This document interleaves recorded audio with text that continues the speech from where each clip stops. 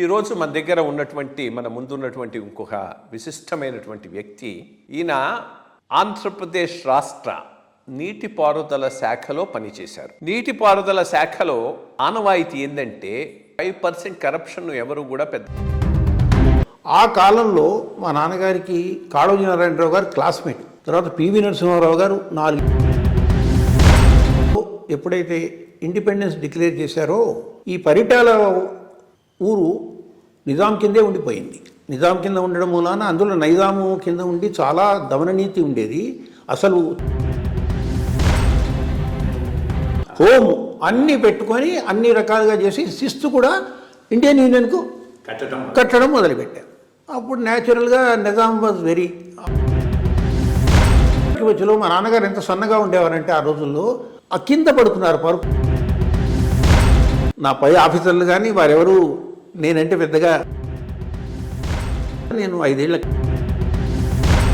సీతాపతి సంవాదం అప్పుడు తర్వాత రాజశేఖర రెడ్డి టైంలో వీళ్ళిద్దరి మధ్య చెప్పను. కాకపోతే వారు నెల్లూరు నుంచి వచ్చారు. మా పోస్టును ఎకరానికి ₹1 చొప్పున వేసుకొని ఇంత తెచ్చి అన్నాడు.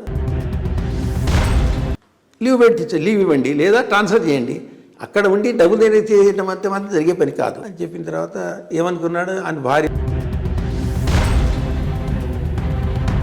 ఉంది, మీరు ట్రాన్స్ఫర్ చేయండి, నేను మరుక్షణం వెళ్ళిపోతాను. కోపం వచ్చింది బాగా ఆయనకు. పోలవరం ఎందుకు ఇంత డిలే అవుతున్నది, దాంట్లో వచ్చిన ప్రాబ్లమ్స్ ఏంటి, అసలు ఇది పూర్తవుతుందా?